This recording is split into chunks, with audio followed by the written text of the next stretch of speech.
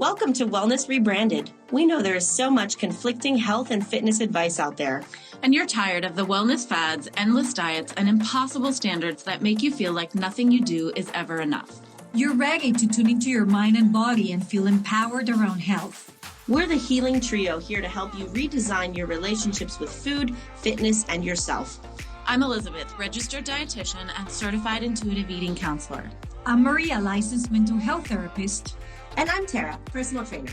Together, we're changing the narrative on health away from diet culture, hustle culture, and toxic positivity and towards healthful self-care. So grab your water bottle, get ready to laugh, learn, and grow. And let's start rebranding your wellness journey. Welcome back to another episode of Wellness Rebranded. I'm Tara, and I'm here with Elizabeth and Maria. And today we are talking about life-enhancing value bombs from a therapist. Maria. That's me. Bomb us. So yes, I have nuggets of wisdom that I can share with you guys today. Not only that I believe have been helpful as a therapist, and I believe they're true because I am a therapist, but also in my personal life. And these are just pieces of info that can maybe bring some direction on moving forward, right, towards your emotional wellness. So we'll see what you guys think. So I have 5. Okay. We'll do 5 on this episode and maybe another 5 next time. Okay. Yes, I love it. All right. I can't wait to hear them. So number 1, this is something good to know, and it made so much sense to me when I heard it the first time. Not every argument is worth your energy. I feel like that's so true, especially on the internet. Yeah, right. Oh my, that's Yeah, a whole different good point. ballgame. So you can actually lose an argument on purpose and say, yes, you might be right, and leave it like that. Oh, actually, I do that all the time. You do? Yes, I do With too. my husband, when I just am like, okay, this isn't going anywhere. Not like, it's usually when it's like a disagreement about like a topic. Mm-hmm. And I'm like, we're never going to agree, so okay, you're right. Yes, I also do that. Yeah. Secret marriage tips from Elizabeth and Tara. Because, sometimes sometimes is it really worth it to have a fight or an argument at that point? And is it really going to change your life? Is it really going to prove how smart you are? Because in my case, it's like I want to win, right? Like if I know I'm right, I want to make sure the other person says, you are right, Maria. Yeah. But This is a lose-lose. it's not worthwhile all the time. And Yeah. we spend so much energy on it. For what? It's not good for your emotional well-being. Maybe for your ego, but 2 different things. Yeah. Such a good point. Yep. Okay. But what about the people who just always want to be right? Well, it's a problem. Because are you always right, though? Things are not necessarily true or false 100%. Yeah. What is there's like a phrase that's something like, stupid people will drag you down to their level and then beat you with experience. Oh, Right? I've not heard that, but it's it's something like I may not have the words. kind of like when you exactly right, wrestle but- with a pig that you both get dirty and the pig Yes, wins or something totally. like that. Is that. I'm sure I butchered that saying, but Ooh, nice word in there. Butchering the pig, Elizabeth. Because if you want to be right all the time, are you really right all the time? And even if you're right, is it worth for the other person to recognize that you're right? Or can you be okay with just knowing? could you put that on a loop that I'm just going to share with my husband every night? Elizabeth's husband, you don't have to be right all the time. He likes to be right all the time. We'll just send him this podcast. So that's just some information to chew on, right? Choose where you spend your energy.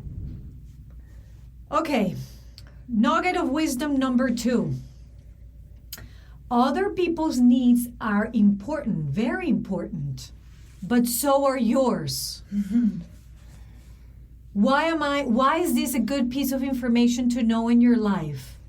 Because sometimes we put ourselves back in the line. Like we want to satisfy everybody else's needs, like kids, partners, people at work, but then we forget about our own needs, and that's when burnout comes. I literally shared a video on Instagram yesterday that was a mom pouring like a pitcher of water into the glass, and she had a label on it that said, "Oh, filling my own cup," and then next to it was an empty glass that said, "Filling everyone else's cup." And when she went to pour the water into hers, it just trickled down the side of the pitcher and landed in everybody else's cup. Yes. And it's like so common for women and mothers, I feel like, to just, we put everybody else first. Yeah, I And was then going where to do we say, end up? I think that this is one that sounds so simple and obvious, and yet so many of us are doing the exact opposite. Yep. Because sometimes people think, well, it's selfish. Like I shouldn't think about myself only. And I'm like, I'm not asking you to think about yourself and just yourself. I'm asking you to think about yourself as well. Like think about others, but don't forget about your own needs. Self-care isn't selfish. Right, at all. Is preservation of your emotional and mental wellness as well. So sometimes we're going to do things for other people, and many times we're going to do things for ourselves. It can be giving and giving and giving all the time, because then we are emotionally and mentally exhausted from providing all the time, right? And lonely too, because then when your needs are not met, that's not a good feeling. And most of those needs, FYI, another piece of information within the other piece of information, nobody can meet your needs as well as you can. Because we also sometimes expect for other people to meet our emotional needs. And unfortunately, that's not possible 100% of the time. So we need to learn how to meet those needs so we can have the life that we deserve and we want, right? Absolutely. All right, number 3. I heard this somewhere. It might have been social media, and it really resonated with me.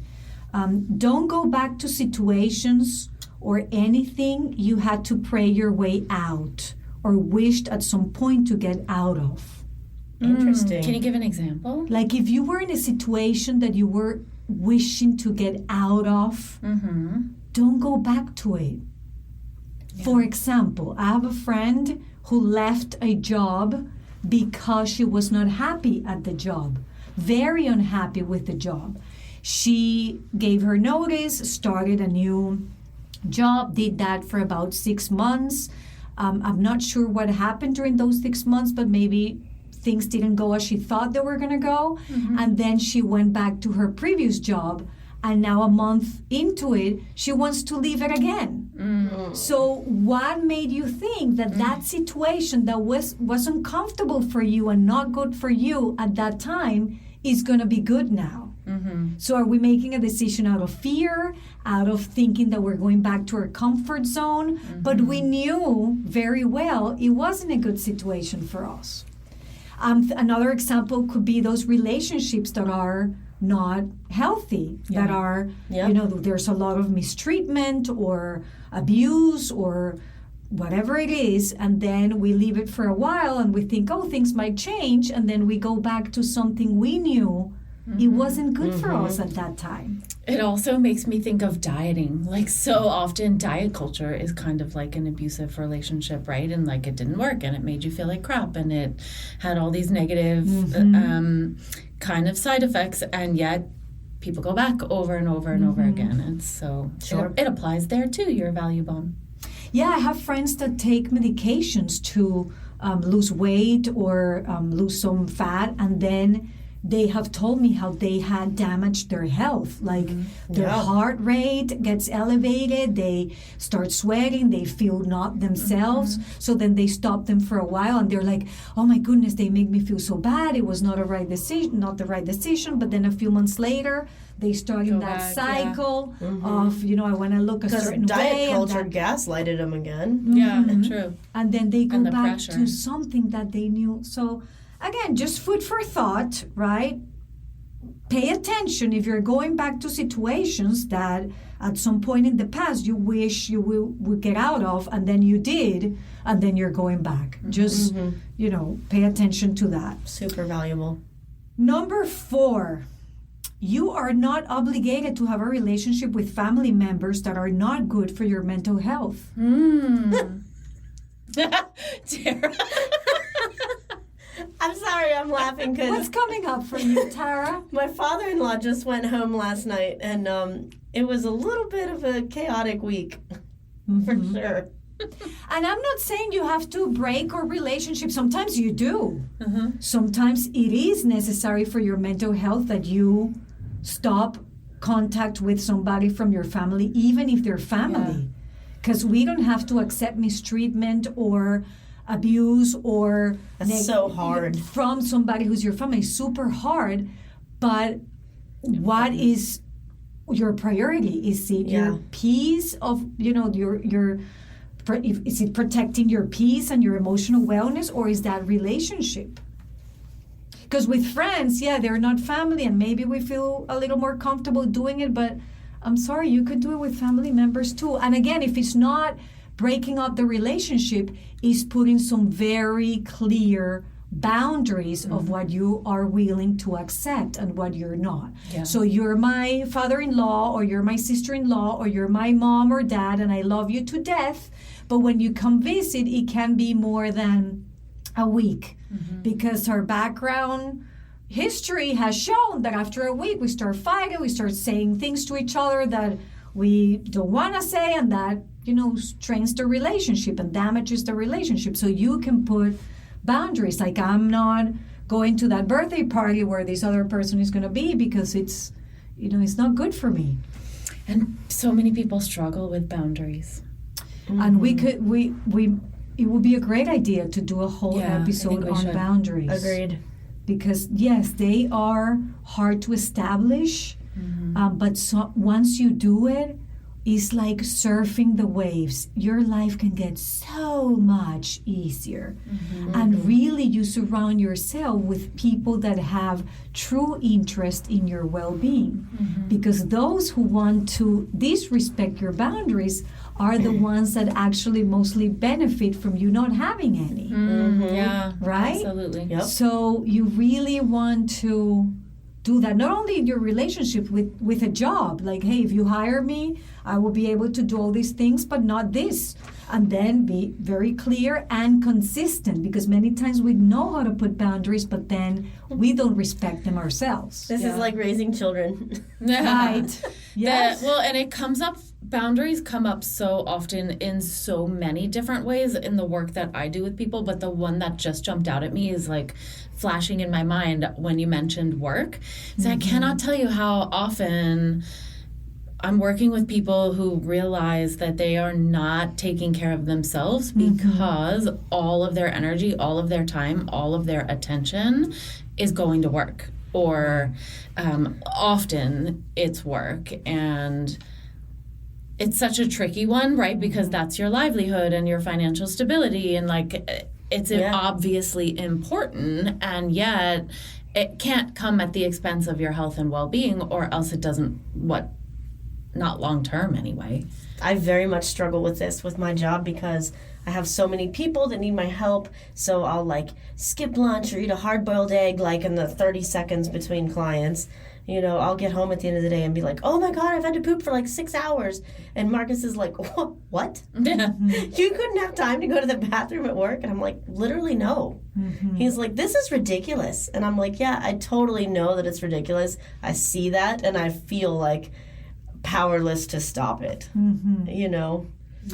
But when we sign up for a job, we're not giving our lives away completely. Like, these people are paying for these many hours and for specific job tasks and skills, not for my whole time, right? Because then that will be a different definition, not a job. That will be something else. Yeah, and what you're describing is more like a sense of responsibility and care and concern for your clients, probably more even, but then like the requirements of your job per se. But it goes back to what you said in the beginning, which is like you can't give to everybody else and leave nothing left for yourself. Absolutely. Right? I need these nuggets more than anybody listening, probably. And not only that, because once we're burned out, like I see it in my career too, like I want to see as many patients as possible a day, because then they're waiting in the emergency room and they have to wait several more hours until the next clinician comes in. But I can only do what I can do, because it's not fair either for me to do it already when I'm really tired, wishing it goes fast so I can go home, or, just drained from a whole day listening to all these situations. So Right, then you're not really helping anyone. no, Right? so it's a win-win. So we have, unfortunately, as much as a good heart that we have of helping others and being available, we have to put limits. It's so important. And number 5, which I think might be related to what we were just talking about, is all of us, were born worthy. Love that. We have put our worth dependent on so many things. Going back to the job, it's like, okay, if I don't perform, to this level, then they're not going to see my worth, or they're not going to see my value that I bring to the job. Yeah, so common. Right? Or if I don't make this much money, then I'm not worthy. Or if I'm not taking care of my kids 24/7 and being available, then I'm not a good mother, and I'm not a good woman, and I'm not a good wife. Nothing put that word there of a good human being based on what you do or you do not do. Yeah, or how your body looks. Or how your body looks, or what kind of emotions you're feeling. Okay, I'm sad most of the time, so then that means I'm not good of a person, or whatever that is, right? But yes, the looks, the social status, but the truth is that you are worthy just as the human being that you are. You were born with worth. It's not depending on all these things that society has sent the message that we have to put it on. And the more you understand that worth that you have, then you will align that with how people treat you. Because you're not going to treat me bad, even if I just, did a really bad job on my work presentation, because that's, I'm worth it no matter what, even if I mess up. Yeah. Yep. Right? I'm worth it even if I think my body should look a certain way, or, it's Already worthy. yes. Yeah. I think that's the biggest one, and related so much to self-esteem. Yeah. So why do you think that so many people struggle with that concept? I think sometimes one of the many variables could be that we were brainwashed in a way and grew up with messages that, for example, this is another piece of information. When you raise your kids, be careful what you tell them their worth is related to. Like your grades. Oh, you're such a great kid because you have good grades. What happens the day that they come with an F? Oh, I'm not a great kid anymore. I suck. Right? You're such a great kid because you're so good at sports. No, they can be good at sports, but you're a great kid because you just exist. Yeah. Yes. Yeah. You're a great human being because you exist, and God or whoever you want to believe in put you in this world for a reason, and you're taking some good space in it, and a lot of people benefit from your existence, whether you're good at a sport or you have good grades or not. It can be on one bucket. It can be on one container that you are worthy because you're very successful at your job, or because you're a good wife, or because you have good grades, or because it's so easy for you to make friends, or because you're so happy all the time. Because I do see, if we're talking about the example of parents, some parents saying, my daughter is perfect because she said, no, your daughter is not perfect. Like nobody else is perfect. Right? Yeah. Right. And she doesn't need to be This perfect. is not the goal. And you give her the message. If that's the message, the day that she messes up, which we all hope she does, because that's what helps us grow, and it's going to happen no matter what, because we all mess up many, many times in life, what's going to be her self-talk? Yeah. Oh my goodness, all my value and my worth is gone because I messed up. I'm not perfect anymore. No, you're not perfect. We don't need you to be perfect. Being imperfect is valuable and worthy. And you're worthy whether you cry, you smile, you succeed, you fail. You are a worthy human being, and see yourself as such, and let people treat you as such. And the rest will come. That's the piece of nugget. I love that. I feel like this is the episode that people can listen to whenever they need that reminder. Honestly, Yes. just Your last 2 minutes of talking, we should all hear that on a low day. Yeah, if anybody tells you, Maria, that was not that, you made that mistake with a patient. Yes, I did. I'm so sorry. You're such a bad therapist. No, I'm not. I made a mistake. Yeah. It has nothing to do with my ability to being a good or a bad, Yeah. don't let people bring you down because you made a mistake, or people, oh, she's terrible. No, I'm not. Yeah. I did something that wasn't maybe that good. That doesn't make me a bad person. Behaviors don't even make you. It has nothing to do with your essence as human being. It reminds me also of attaching your happiness to some sort of outcome. Right. Yes. Right? Like Right. it's, I'll be happy when Yes. That's get on the that next promotion. episode. That's on the next 5 pieces of wisdom, Elisa. Oh, What are you Okay. talking about, Well, there's girl? a good teaser. Yeah. I'll just zip it. So, yes. So those are the 5 nuggets of wisdom. Hope you find them helpful, and again, useful to find some support and clarity and things that could enhance your life and your emotional well-being when we start working on getting a better understanding of each of them and practicing them. And if people want more of these value bombs from you, where should they go? How can they get more Maria in their lives? They can visit my Instagram and keep themselves updated with any events coming up at coaching_therapist. Awesome. And here, come back for our next episode. That's right. Come back to next episode. But right after you leave a review and a rating for this episode, we'll be super grateful. Amen. See you next week.